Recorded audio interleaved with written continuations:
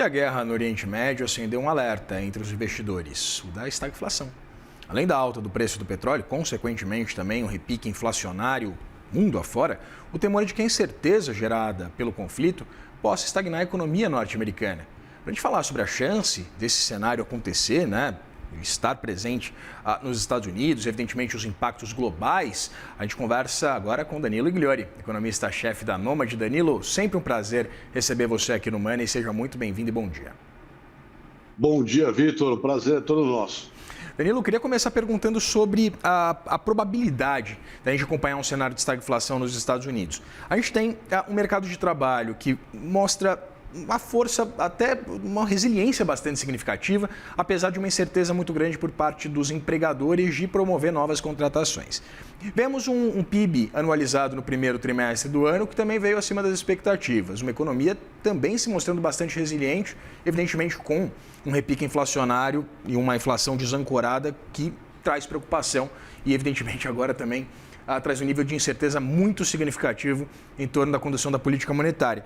Tudo isso, eu queria entender exatamente o que esse diagnóstico ele faz a gente apontar agora sobre a situação atual da economia norte-americana, mas principalmente o que a gente consegue projetar para os próximos trimestres. Legal, vamos lá. Acho que assim, o final da história é exatamente o que a gente estava mostrando aí há pouquinho, né? Quer dizer, o desenvolvimento da guerra, né? Acho que o fato novo, né, no cenário é, de fato, o aumento dos preços do petróleo começando a se espalhar, né, pela economia, gerando esse repique na inflação, que teve uma consequência, né, bastante importante nas últimas semanas, que foi uma virada nas expectativas sobre a política monetária, né? Então, assim, no final da semana passada aconteceu, pela primeira vez já em bastante tempo, o mercado apostando que não só as perspectivas de queda de juros para esse ano e para o próximo saíram do radar, mas agora já estão precificando um primeiro aumento de taxa de juros no final desse ano e a manutenção desse patamar mais alto ao longo de todo o ano que vem. Então, essa mudança basicamente coloca mais uma dose aí de resfriamento numa atividade econômica. Você tem razão, né? No geral, ela tem se mostrado muito resiliente, né? E vem aí, vamos dizer assim, desautorizando uma série de previsões mais pessimistas já há alguns anos. Por outro lado, quando você entra no detalhe, a gente percebe que tem pontos de fragilidade, né? Aquela figura da economia em K é algo que frequentemente volta aqui para o nosso radar. E a última coisa que tem preocupado foi a divulgação de um índice de confiança do consumidor bem baixo, né? Aquele índice tradicional computado pela Universidade de Michigan, de maio, veio bem baixinho.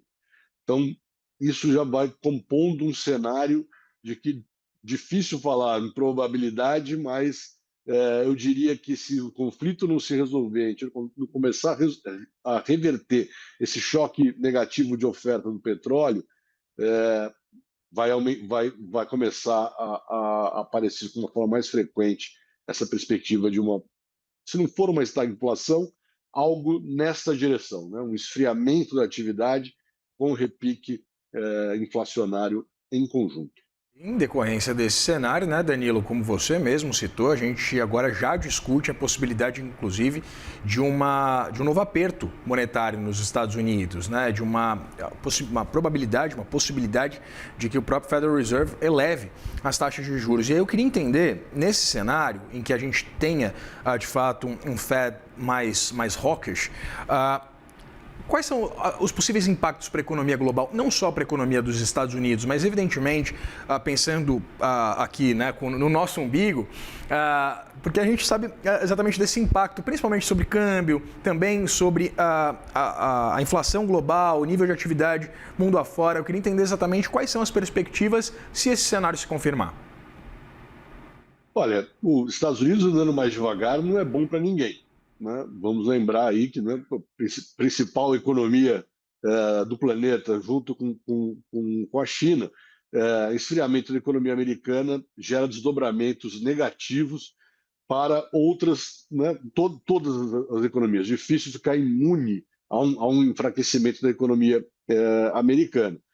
Agora, o Brasil, né, eu diria que pelo menos para esse ano, ele tem andado bem, né, porque parte da história dos Estados Unidos tem essa reconfiguração geopolítica, essa uma perda de credibilidade das atuais, né, políticas do novo governo e tal, que gerou, né, um reposicionamento aí de recursos em escala global, trazendo, né, recursos para mercados emergentes, e o Brasil foi bem nisso.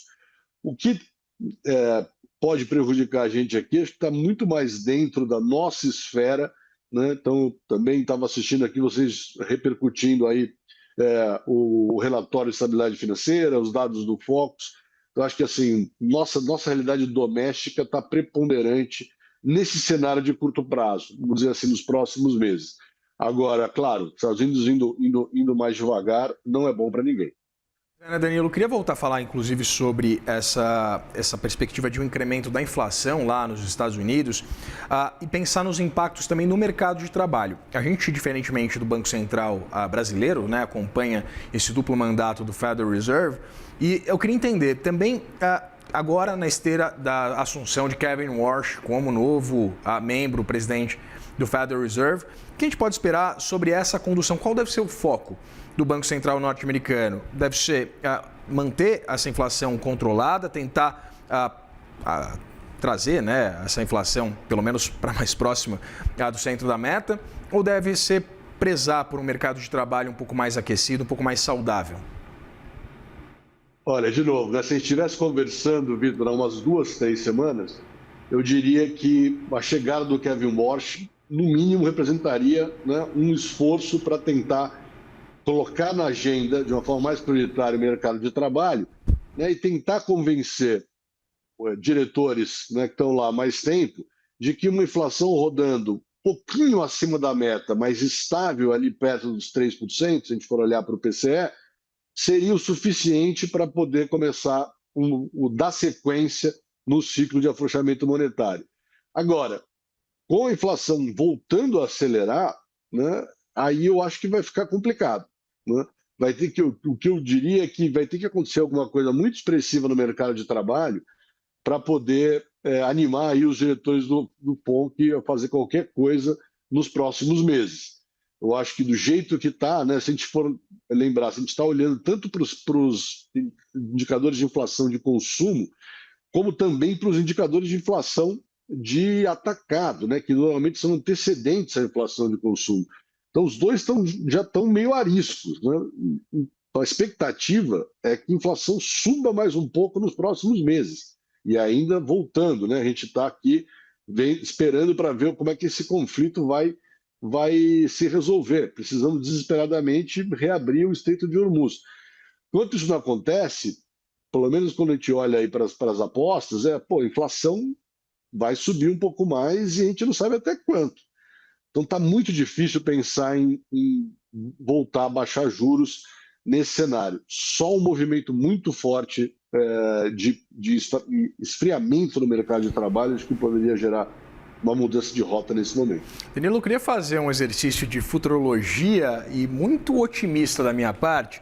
Vamos imaginar que hoje haja um anúncio, haja um acordo verdadeiro de cessar-fogo ou de paz entre Estados Unidos e Irã, que abra-se o Estreito de Hormuz, retome-se todo o fluxo de petróleo. Eu queria entender quanto tempo a gente acompanharia um arrefecimento desses preços de energia e, evidentemente, quais seriam, no melhor dos cenários, esses impactos em torno de um fim do conflito no Oriente Médio. Quais seriam os impactos para a economia norte-americana e, evidentemente, também os reflexos disso para a economia global?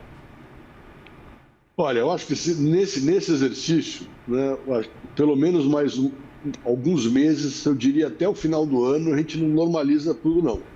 Né? Mas seria muito importante, né, a solução, vamos dizer assim, definitiva do conflito para reanimar os espíritos animais. Né? Porque você também estava comentando aqui no começo da nossa conversa. Você tem um nível de incerteza, né, muito elevado. E já tínhamos um nível de incerteza muito elevado antes do início da guerra.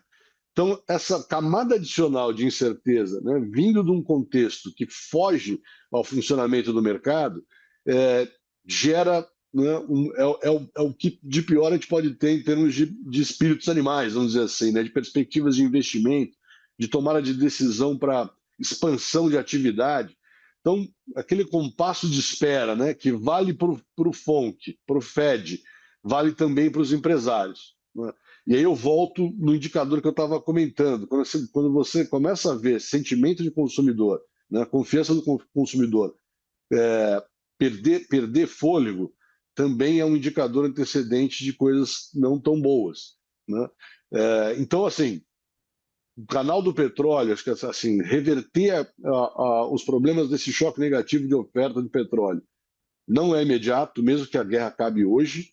Então, são alguns meses, acho que final do ano seria uma boa estimativa, mas o mais importante é a gente saber, bom, o conflito acabou, não tem mais dúvida, então a gente pode voltar à normalidade com relação a decisões que envolvem o futuro, decisões de investimento, decisões de expansão de atividade.